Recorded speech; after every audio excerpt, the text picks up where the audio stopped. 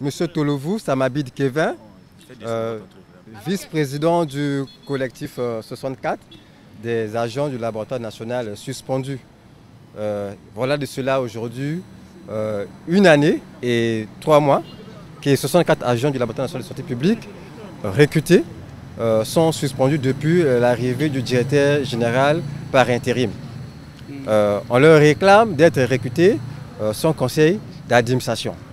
Alors que plus de la moitié des agents du laboratoire national de santé publique sont recrutés dans les mêmes termes. Parce que le dernier conseil d'administration du laboratoire national de santé publique date de 2012. Et la majorité des agents ont été recrutés entre 2014 à 2019. Donc tous ces agents ne sont pas recrutés sous un conseil d'administration. Parce que nous sommes à plus de 8 ans sans conseil d'administration au sein du laboratoire national de santé publique.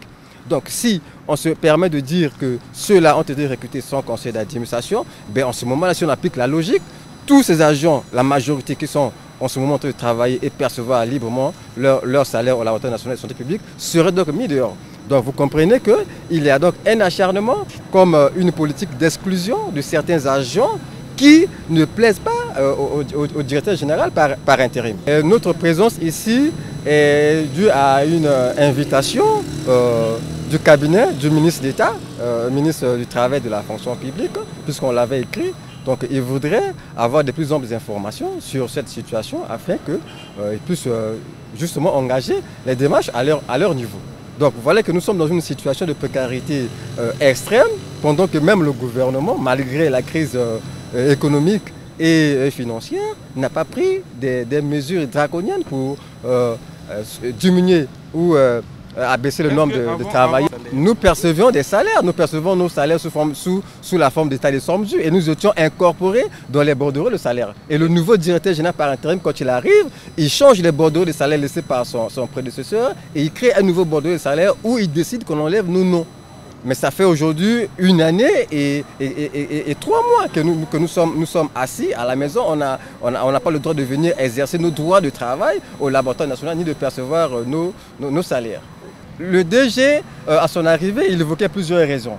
La première raison, il disait qu'il n'y a pas de dossier. Une fois qu'ils ont retrouvé les dossiers, ils changent d'argument pour dire que ils ont été recrutés sans conseil d'administration. Il faut attendre le prochain conseil d'administration. Or, le conseil d'administration, il est bloqué, puisque en ce moment, nous sommes à 8 ans au laboratoire national de conseil d'administration. Et si on veut appliquer cette logique, puisque c'est la logique selon laquelle nous avons été recrutés sans conseil d'administration, oui, si c'est là le cas. Mais le dernier conseil d'administration, comme je l'ai dit, date de 2012.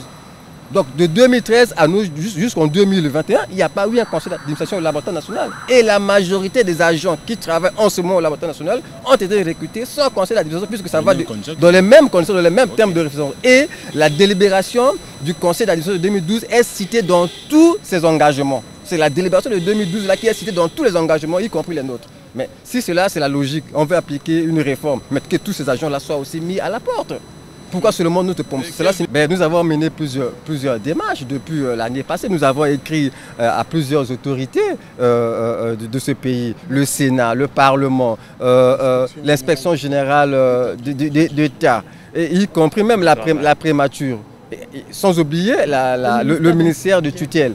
Et nous n'avons pas encore eu gain de cause. Donc nous disons qu'il y a certainement un véritable complot. L'appel que nous lançons aujourd'hui, nous lançons l'appel tout d'abord au président de la République de pouvoir vraiment jouer de son plein rôle, qu'il applique sa sagesse pour régler cette situation.